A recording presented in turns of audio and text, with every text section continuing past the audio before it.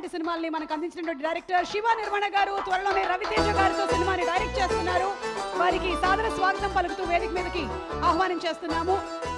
And yes actually ఈ stage మీద ఈశాన్యం దగ్గరికి వెళ్ళకండి, it's not good, please come here. ఇక్కడికి రండి. ఎస్ ఇక్కడ యా. సో ముందు పవన్ మాట్లాడతారు. ఎస్ పవన్. హాయ్ అండి, గుడ్ ఈవినింగ్. భర్త మహాశైలకి విజ్ఞప్తి. So firstly sir, Ravi Teja sir, I'm huge fan of you sir. So you have been very inspirational. And మార్కెట్లో ఎనర్జీ రావడానికి చాలా డ్రింక్స్ ఉంటాయి, కానీ రవితేజ గారి ఎనర్జీ మ్యాచ్ చేయడానికి ఏ డ్రింక్ కూడా లేదు.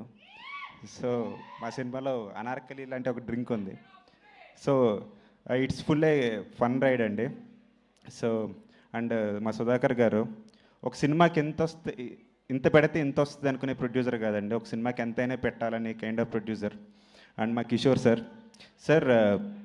సార్ని రోజు అంటే ఒక 10 minutes మాడితే ఒక 5 minutes అందులో రవితేజ గారు నన్ను నమ్మి సినిమా ఇచ్చారు, మనం ఎలాగైనా బ్లాక్ బస్టర్ కొట్టాలి అనే కైండ్ ఆఫ్ ఇదే ఉండేది సార్. అండ్ సార్ ఖచ్చితంగా కొట్టబోతున్నారు sir. Wishing you very all the best and thank you for the opportunity.